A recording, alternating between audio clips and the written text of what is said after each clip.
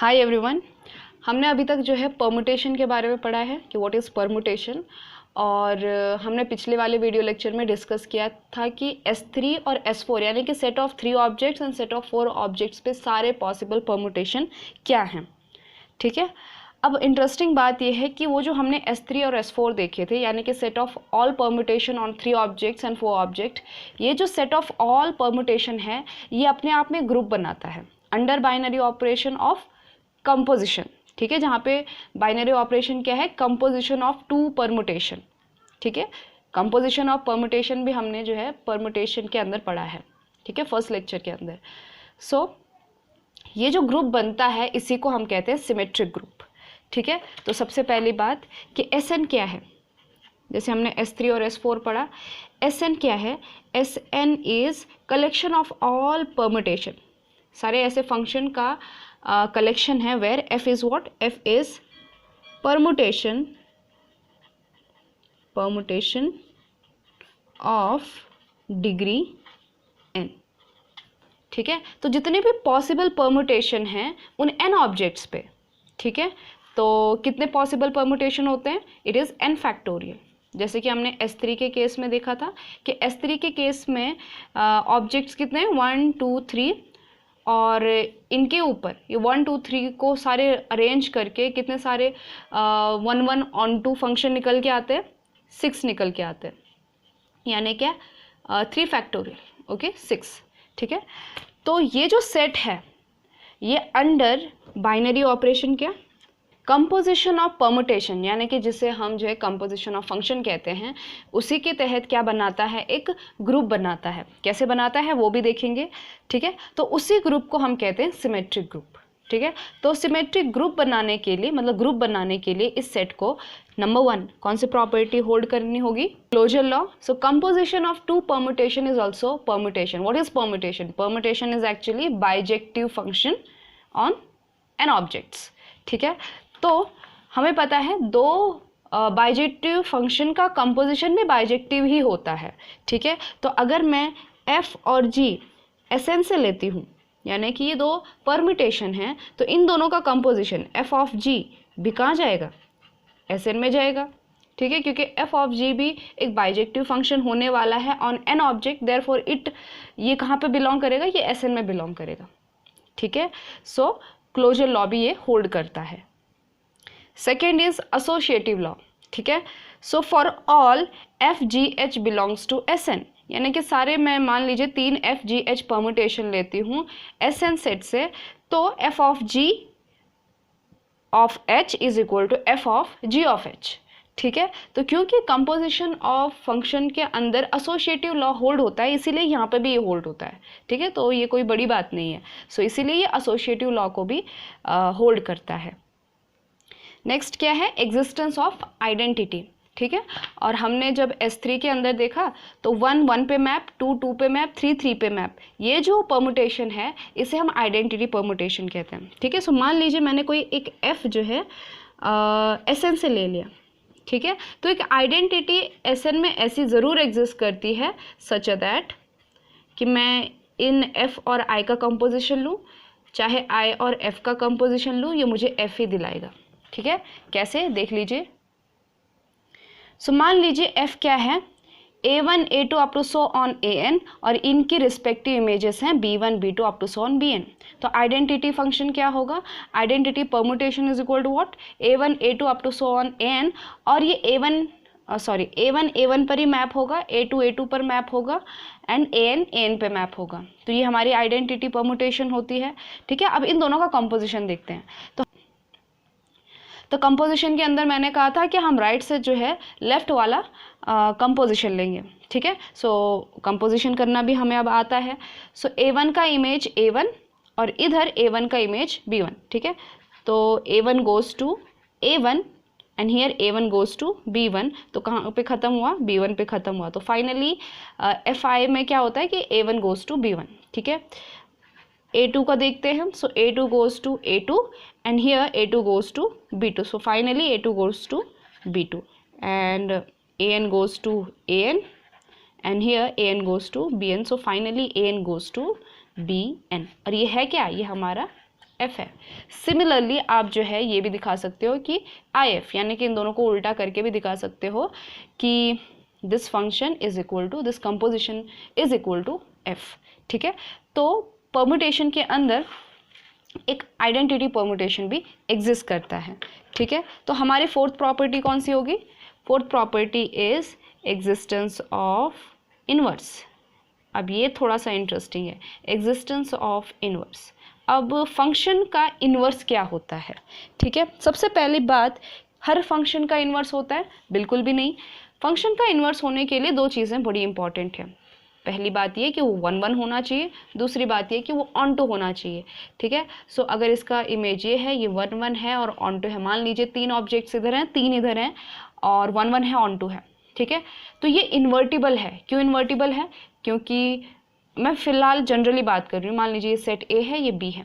ठीक है, तो इन्वर्स होने के लिए क्या हो जाता है, इनका डोमेन और कोडोमेन बदल जाता है। यानी कि अब जो इन्वर्स होने वाला है, this will be from B to A. ठीक है, बी से लेकर ए में। तो होगा क्या कि इसका इमेज, इसका प्री इमेज ये है, तो अब इसके अंदर क्या हो जाएगा, इसका इमेज हो जाएगा ये। ठीक है, उसी तरह से इसका ये प्री इमेज है, तो ये बंदा इधर आ गया और इसका इमेज यहाँ चला गया। ठीक है, तो ये हमारा एफ है, ये हमारा एफ इनवर्स है। मान लीजिए कि यहाँ पे जो है दो फंक्शन की सेम इमेज हो जाती है। ठीक है, तो इस केस में क्या हो जाता है कि एक फंक्शन की 2 इमेजेस आ जाती। ठीक है, तो 1 1 हमें ये कंफर्म बताता है कि हाँ, एक फंक्शन का 2 इमेज नहीं होता। ठीक है, और ऑन टू हमें इस बात की तसल्ली देता है कि जब आप इनके कोडोमेन और डोमेन बदल दोगे तो हर फंक्शन का इमेज होगा। यानी क्या कि यहाँ पे एक ऐसा कोई भी फंक्शन नहीं छूटेगा जिसका इमेज यहाँ पे ना हो। ठीक है, ये मुझे वैसे डिटेल में नहीं बतानी है क्योंकि हमने ये चीज़ ऑलरेडी पढ़ी है जब हम होमोमॉर्फिज्म ये सब चीज़ें पढ़ रहे थे। ठीक है, तो आप वहाँ पे जाके देख सकते हैं। सो फिलहाल मैं ये कह रही हूँ कि परमुटेशन का इन्वर्स एग्जिस्ट करता है क्योंकि वो 1 1 भी है और ऑन टू भी है। ठीक है, सो मान लीजिए हमारा परमुटेशन है A1 A2 up to so on n और इनके रिस्पेक्टिव इमेजेस हैं B1 B2 up to so on Bn। तो इसका एफ इनवर्स क्या होगा? तो एफ इनवर्स के अंदर क्या होते हैं, डोमेन और कोडोमेन बदल जाते हैं। ठीक है, तो यानी क्या कि ये नीचे वाली रो जो इमेजेस हैं वो बन जाएंगी प्री इमेजेस और जो प्री इमेजेस हैं वो बन जाएंगी इमेजेस। सो यानी कि B1 B2 हो गई सारी प्री इमेजेस और A1 A2 हो गई सारी इमेजेस। ठीक है, मैं एक बार फिर से आपसे कहती हूँ कि ये B1 B2 Bn जो है ये कुछ और नहीं है, ये A1 A2 An में से ही कुछ है। ठीक है, बस उनको ये दिखाने के लिए कि हाँ ये इमेजेस हैं, इसलिए हमने उसको दूसरे अल्फ़ाबेट से कंपेयर किया है। ठीक है, अदरवाइज यहाँ पे B1 की जगह A1 भी हो सकता है, ये A2 भी हो सकता है, A1 से लेकर AN के बीच में कुछ भी हो सकता है ये। ठीक है, सो इस तरह से आप इन्वर्स निकालोगे, यानी क्या कि आप जो है सिंपली रोज को बदल देते हो।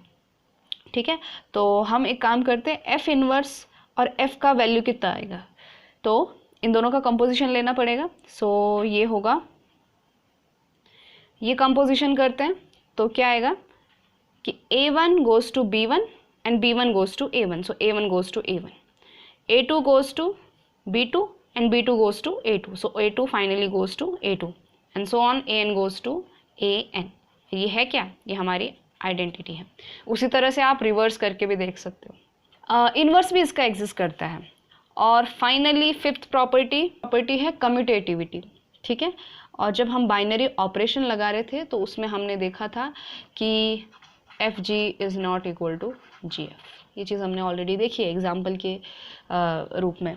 सो जो एस एन है वो एक ग्रुप बनाता है with binary operation composition of permutation, लेकिन ये एक अबिलियन ग्रुप नहीं है क्योंकि composition of two function is not commutative.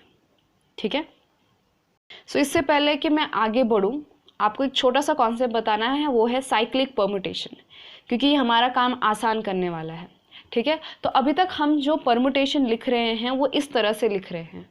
ठीक है, और ये थोड़ा सा लंबा पड़ रहा है हमको, तो हम इसको थोड़ा सा शॉर्ट करना चाहते हैं, यानी कि हम इसको साइकिल के रूप में लिखना चाहते हैं। तो वो कैसे लिखा जाए, देखिए आपको करना क्या है, कि मैं कोई भी, आप किसी भी नंबर से शुरुआत कर सकते हो 1 2 3 4 5 6 में से, ठीक है, लेकिन हम 1 से शुरू करते हैं, ठीक है। और पहले हम जो है ये 2 रो के फॉर्म में लिख रहे थे, अब हम इसको जो है एक ही रो में रिड्यूस करेंगे, ठीक है। तो हमने अभी 1 लिया है, 1 के आगे मैं लिखूंगी उसका इमेज, ठीक है। सो 1 का इमेज क्या है 2, so 1 goes to 2, so 1 goes to 2, तो ये 1 का इमेज क्या हुआ 2 हुआ, ठीक है। ऑब्वियसली अब 2 के आगे जो नंबर होगा वो कौन होगा, वो 2 का इमेज होगा। सो 2 कहाँ पे जाता है, 4 पे जाता है, सो 2 गोज टू 4, तो 2 गोज टू 4, ठीक है। अब 4 की बारी, तो 4 के जो है इमेज क्या है 4 goes to 3, so 4 goes to 3, यानी कि 4 का इमेज कितना है 3 है। And 3 goes to 1, so 3 goes to 1, लेकिन इसमें जो है 1 ऑलरेडी आता है, तो 3 गोज टू 1, मुझे 2 बार लिखने की ज़रूरत नहीं है 1। और यहाँ पे एक साइकिल जो है कंप्लीट होती है, क्योंकि 3 के बाद 1 आ रहा है, 1 फिर से 2 पे जाएगा, 2 फिर से 4 पे जाएगा, 4 फिर से 3 पे जाएगा, ये साइकिल चलती रहेगी, इसलिए हम यहाँ पे इसको स्टॉप करते हैं। तो अब हमारे पास क्या बचा 1 2 3 4 का तो इमेज आ गया, अब बचा 5 और 6, ठीक है। तो हम नेक्स्ट साइकिल बनाते हैं, ठीक है। तो नेक्स्ट साइकिल में 5 कहाँ जा रहा है, 5 गोज टू 5, 5 गोज टू 5, यानी कि ये यहीं पे ख़त्म हो गया, ठीक है। Next is 6 goes to 6 only, so 6 भी यहीं पे ख़त्म हो गया, ठीक है। तो ये एक लिखने का तरीका है एक परमुटेशन को। तो पहले हम जो है इस तरह से लिख रहे थे, यहाँ पे रिपीट हो रहे थे नंबर, पहले इमेजेस फिर उनकी प्री इमेजेस, ठीक है। तो अब इसको जो है हम एक ही लाइन में लिख सकते हैं, इसको और भी छोटा लिख सकते हैं, इसको लिखा जा सकता है 1 2 4 3 बस, ठीक है। अब इसमें जो है कहा जाएगा आपसे कि ये परमुटेशन जो है ऑफ डिग्री 6 है, तो आपके दिमाग में आएगा कि हाँ भाई 5 और 6 का इमेज किधर है। तो यहाँ पे आपको खुद ही समझ लेना है कि 5 goes to 5 and 6 goes to 6, क्योंकि वो यहाँ पे मेंशन नहीं किया गया है, ठीक है। तो जो मेंशन नहीं की जाती है तो वहाँ पे आपको समझ लेना है कि वो अपने आप पर ही मैप है, ठीक है। तो ये एक लिखने का तरीका है F को। अब बात करते हैं S3 की, ठीक है, जिसके बारे में मुझे मेन बात करनी है, ठीक है। तो S3 के अंदर 6 परमुटेशन है, इनकी इमेजेस हम लिखेंगे, और इन 6 परमुटेशन का जो ये कलेक्शन है, ये जो S3 है, ये ग्रुप बनाता है जिसे हम कहेंगे सिमेट्रिक ग्रुप, ठीक है। तो हमने पिछले वाले वीडियो लेक्चर में सारे परमुटेशन डिस्कस किए थे और ये भी कहा था कि इस तरह से हम जो है परमुटेशन नहीं लिखते, ये आपको बस समझाने के लिए है। तो पहला परमुटेशन है आइडेंटिटी, यानी कि 1 goes to 1, 2 goes to 2, 3 goes to 3। तो पहली परमुटेशन क्या है आइडेंटिटी, यानी कि 1 goes to 1, 2 goes to 2, 3 goes to 3। Second क्या है 1 goes to 1, 2 goes to 3 and 3 goes to 2, यानी कि 1 1 पे रहेगा और ये दोनों एक्सचेंज हो जाएंगे। सेकेंड में क्या है कि 2 2 पे रहेगा और बाकी के एक्सचेंज हो जाएंगे, यानी कि 2 2 पे रहेगा, ये 3 और ये 1। थर्ड इज 3 3 पे रहेगा, बाकी 2 एक्सचेंज हो जाएंगे, 3 3 पे रहेगा, बाकी 2 एक्सचेंज हो जाएंगे, और 1 2 3 F4 था हमारा, और F4 था हमारा 1 goes to 2, 2 goes to 3 and 3 goes to 1, ठीक है। और F5 है हमारा 1 goes to 3, 2 goes to 1 and 3 goes to 2। ये सारे पॉसिबल क्या है परमुटेशन है ऑफ S3। लेकिन अब क्योंकि हमने साइक्लिक परमुटेशन पढ़ा है तो इसको और भी रिड्यूस किया जा सकता है। So this can be written as, देखिए 1 goes to 1, 2 goes to 2 and 3 goes to 3। So इसको मैं सिर्फ नाम दूंगी आइडेंटिटी। क्यों? क्योंकि अगर आप इसका साइक्लिक परमुटेशन बनाओगे तो कैसा बनेगा, ये बनेगा 1 गोज टू 1, ठीक है। सो 1 का इमेज 1, साइकिल ख़त्म। 2 गोज टू 2, 2 का इमेज 2, साइकिल ख़त्म। 3 गोज टू 3, साइकिल ख़त्म हो रही है, ठीक है। तो हमारा क्या, हमने क्या कहा था कि जो अपने आप पे मैप होते हैं उनको हम नहीं लिखते, यानी कि 1 भी नहीं लिखेंगे, 2 भी नहीं लिखेंगे, 3 भी नहीं लिखेंगे, यानी कुछ नहीं लिखेंगे, मतलब हम इसको आइडेंटिटी ही कहेंगे, ठीक है। अब इसमें देखते हैं हम, इसमें क्या है 1 गोज टू 1, ठीक है। तो 1 गोज टू 1, साइकिल ख़त्म। अब ये देखिए 2 गोज टू 3, 2 गोज टू 3 और 3 गोज टू 2, तो 2 goes to 3 and 3 goes to 2। तो ये बन गया एक परमुटेशन, साइक्लिक परमुटेशन। और इसको और रिड्यूस, तो 1 नहीं लिखेंगे, तो ये सिर्फ क्या बन गया, ये बन गया 2 3, ठीक है। अब आपको ये चीज़ ध्यान में रखनी है कि जो सेम सेम पे जाते हैं वो चीज़ हम नहीं लिखेंगे, ठीक है। जैसे कि 2 2 पे मैप कर रहे हैं तो हम ये नहीं लिखेंगे। तो हम सबसे पहले बात करते हैं इमेज 1 की इमेज की। सो 1 goes to 3, 1 goes to 3। और फिर हम बात करेंगे 3 की इमेज की। 3 कहाँ जा रहा है? 3 goes to 1, तो 3 goes to 1, ठीक है। तो यहाँ पे ये ख़त्म हो गया, इसकी साइकिल ख़त्म हो गई। नेक्स्ट परमुटेशन, यहाँ पे जो है 3 3 पे जा रहा है, इसको हम नहीं लिखेंगे, ठीक है। बात करते हैं 1 कहाँ जा रहा है? 1 goes to 2, so 1 goes to 2। और फिर 2 कहाँ जा रहा है? 2 goes to 1, तो 2 goes to 1। यहीं पे साइकिल क्या हो गई? ख़त्म हो गई। नेक्स्ट इज, अब यहाँ पे जो है कोई भी सेम सेम नहीं है, यानी कि हम सब कुछ कंसिडर करेंगे। सो 1 goes to 2, तो 1 जा रहा है 2 पर, सो 1 goes to 2। 2 जा रहा है 3 पर, तो 2 की इमेज क्या आ गई? 3 आ गई। और फिर 3 की इमेज क्या आ गई? 1 आ गई। तो 3 जो है 1 पे जा रहा है, तो यहाँ पे साइकिल ख़त्म हो गई। सो इसको लिखा जा सकता है 1 2 3, ठीक है। नेक्स्ट इज 1 goes to 1 पकड़ती हूँ, 1 goes to 3, 3 goes to 2 and 2 goes to 1, यानी कि यहाँ पे भी साइकिल ख़त्म हो गई। तो ये हमारे सारे क्या हैं?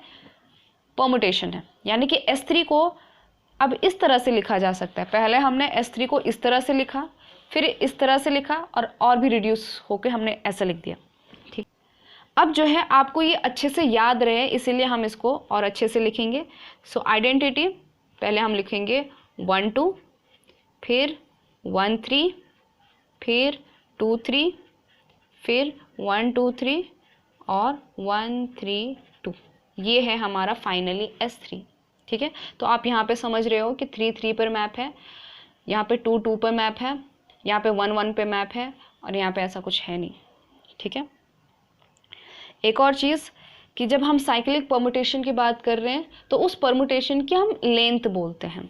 जैसे कि इसकी लेंथ कितनी है? देखिए 1 2 4 3, इसमें कितने नंबर हैं? 1 2 3 4, तो इसकी लेंथ है 4, ठीक है।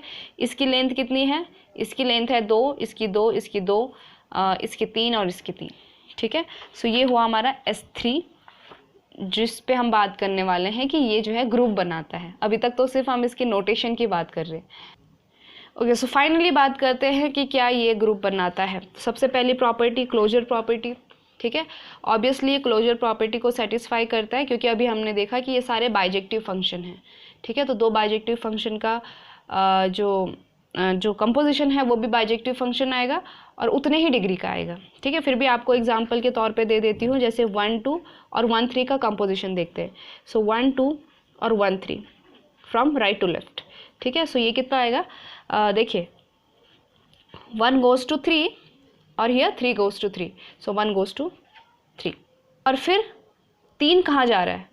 देखिए इसमें 3 नहीं है, इसका मतलब ये है कि ये 3 3 पर ही जा रहा है। सो 1 goes to 3 और हियर 3 goes to 3, तो फाइनली 1 कहाँ पे गया? 3 पे गया, ठीक है। फिर हमें देखनी है 3 की इमेज। 3 कहाँ जा रहा है?